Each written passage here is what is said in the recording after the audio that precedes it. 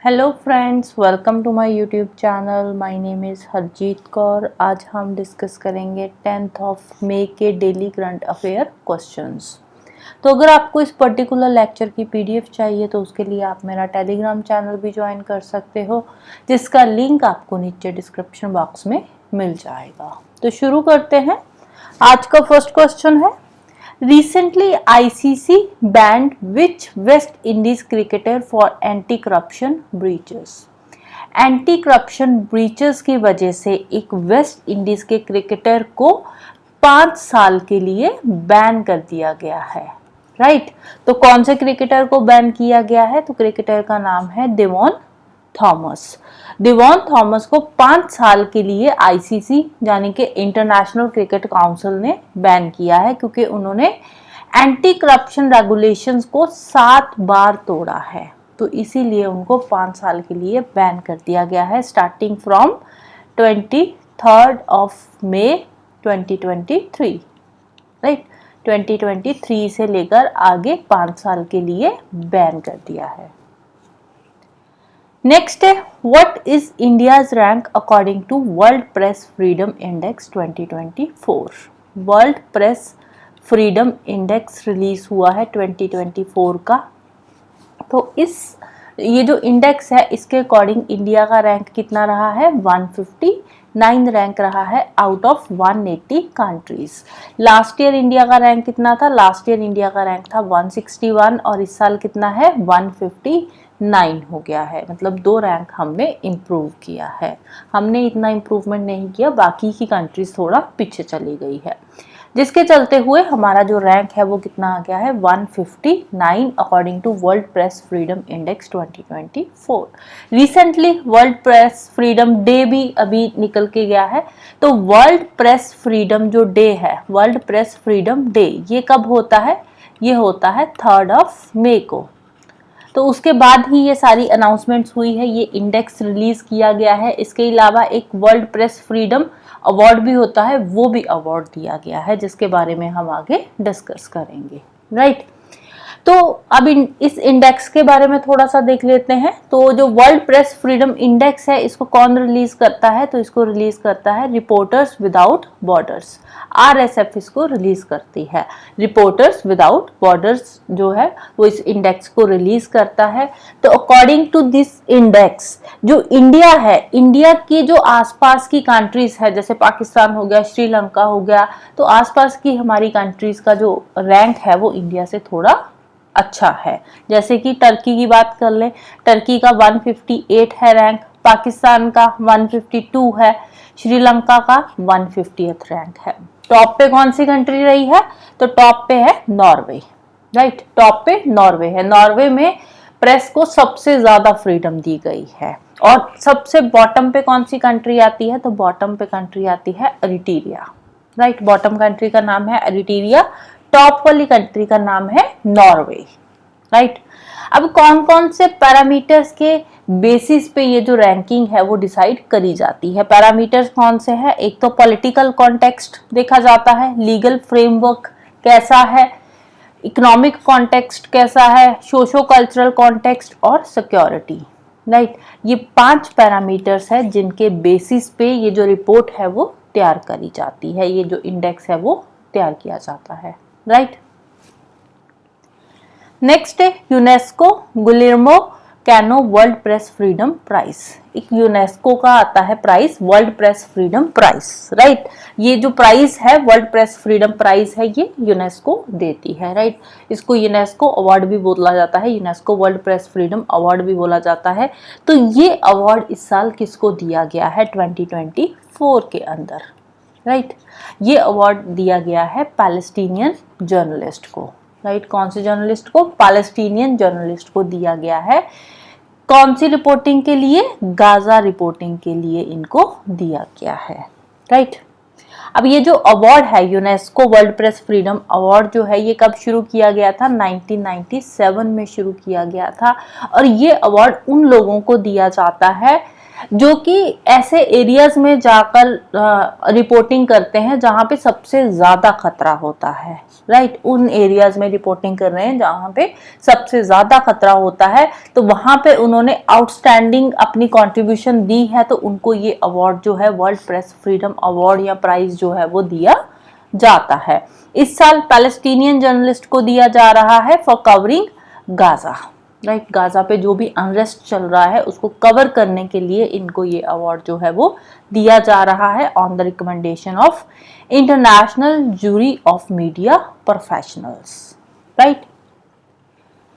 Next, when was project cheetah launched? Project cheetah कब launch किया गया था? प्रोजेक्ट चीता लॉन्च किया गया था सितंबर 2022 के अंदर, राइट। सितंबर 2022 में 8 अफ्रीकन चीतास जो है उनको ट्रांसलोकेट किया गया था नामीबिया से इंडिया में। नामीबिया से इंडिया में कहाँ पे? कूनो नेशनल पार्क में, राइट। सितंबर 2022 की बात कर रहे हैं हम, 2022 की बात हो रही है। तो सितंबर 2022 में 8 अफ्रीकन चीतास जो है उनको ट्रांसलोकेट किया गया था नामीबिया से कूनो नेशनल पार्क में, राइट। कूनो नेशनल पार्क कहाँ पे है? मध्य प्रदेश में है। इंडिया में 1952 में जो चीतास थे वो एक्सटिंक्ट हो गए थे, राइट। सॉरी 1952 है, 1952 में जो चीतास थे वो एक्सटिंक्ट हो गए थे, तो इनको फिर से री इंट्रोड्यूस किया गया है सितंबर 2022 में। नामीबिया से ट्रांसलोकेट किए गए हैं कूनो नेशनल पार्क मध्य प्रदेश में। तो उस टाइम पे ये बात हुई थी कि as a part of project cheetah, जो इंडिया है, इंडिया में हर साल 8 से लेकर जो 14 चीतास है वो ट्रांसलोकेट किए जाएंगे, इंडिया में लाए जाएंगे आने वाले 5 सालों तक, राइट। सितंबर 2022 में ये जो प्रोजेक्ट था वो शुरू किया गया था। तो उस टाइम पे ये बात हुई थी कि आने वाले 2022 से लेकर आने वाले 5 सालों तक 8 से लेकर 14 चीतास जो है सब्जेक्ट टू अवेलेबिलिटी जो है वो इंडिया में ट्रांसलोकेट किए जाएंगे। तो उसी के अंडर अभी रिसेंटली जो कीनियन ऑफिशियल्स है उन्होंने बात करी है नेक्स्ट फेज में, जो प्रोजेक्ट चीता की जो नेक्स्ट फेज है उसमें जो चीतास है वो इंडिया में दोबारा से री इंट्रोड्यूस करने की बात करी है। अब इस बार जो चीतास लाए जाएंगे वो कहाँ पे लाए जाएंगे? Gandhi Sagar wild life sanctuary में, राइट। लास्ट फेज में जो चीतास आए थे 2022 में, उस टाइम पे चीतास लाए गए थे कूनो नेशनल पार्क में मध्य प्रदेश में, और अब जो चीतास लाए जाएंगे वो लाए जाएंगे Gandhi Sagar wild life sanctuary में। कहाँ पे है? ये भी मध्य प्रदेश में ही है, राइट। तो यहाँ पे ये री इंट्रोड्यूस किए जाएंगे cheetahs, right, as the second site for reintroduction of cheetahs, right.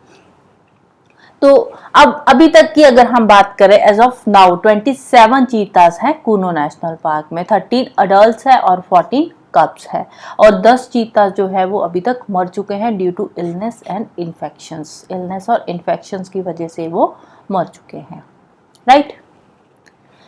Next है India first astro tourism campaign.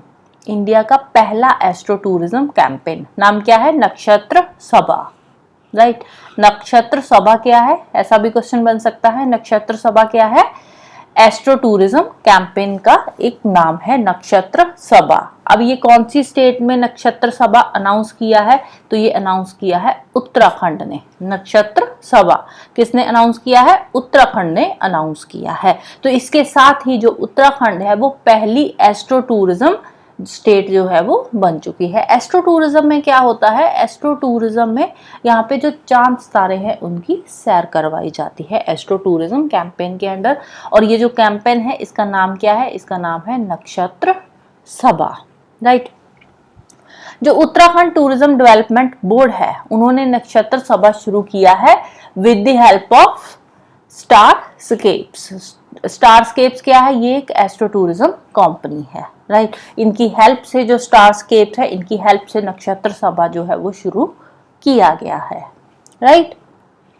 Next है name India's first university to start Harvard programme. India की कौन सी यूनिवर्सिटी है जिसने रिसेंटली हार्वर्ड प्रोग्राम जो है वो शुरू किया है?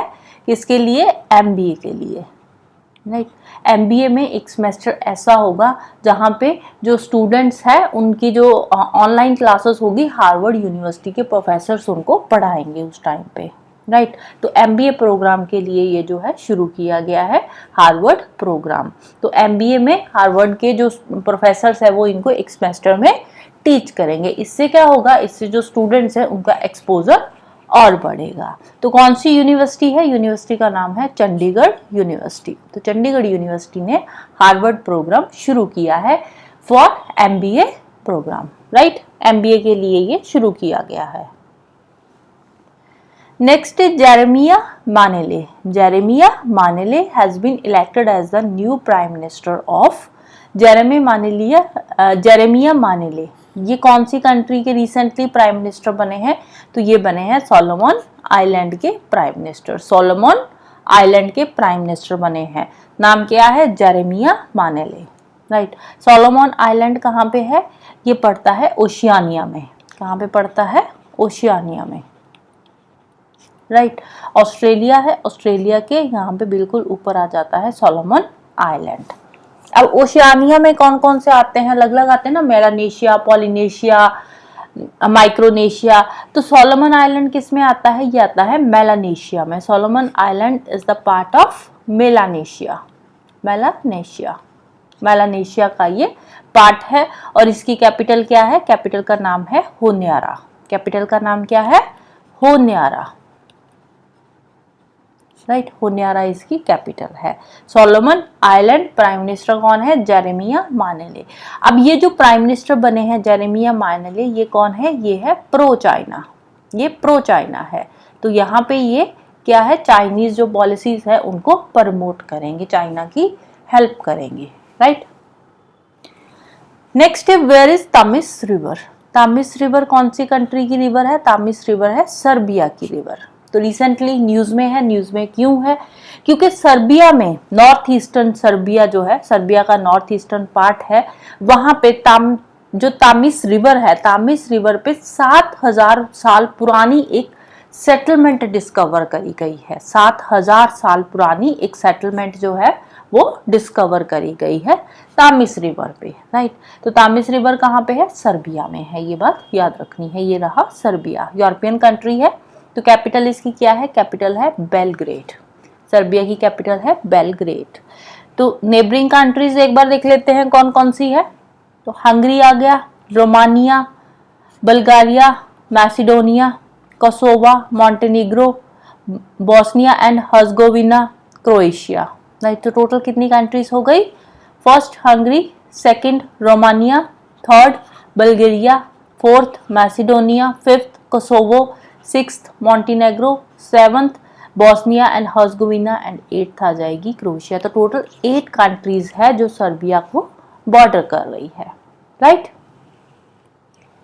नेक्स्ट है which of the following teams were sponsored by Amul in upcoming ICC T20 world cup. ICC T20 world cup जो कि जून में शुरू होने जा रहा है। तो यहाँ पे अमूल कौन सी टीम को स्पॉन्सर कर रही है? तो अमूल स्पॉन्सर कर रही है, इनमें से कौन सी टीम को स्पॉन्सर कर रही है? तो इनमें से अमूल स्पॉन्सर कर रही है USA की टीम को। USA के साथ एक और टीम को भी अमूल जो है वो स्पॉन्सर कर रहा है। तो वो कौन सी है? वो है साउथ अफ्रीका की टीम, राइट। कौन सी? साउथ अफ्रीका की टीम। USA की टीम और साउथ अफ्रीका की टीम को अमूल जो है वो स्पॉन्सर कर रहा है in upcoming ICC T20 world cup, right. So that's all for today. जाने से पहले वीडियो को लाइक कर देना, शेयर कर देना और चैनल को सब्सक्राइब कर लेना। Thank you, bye bye, have a nice day.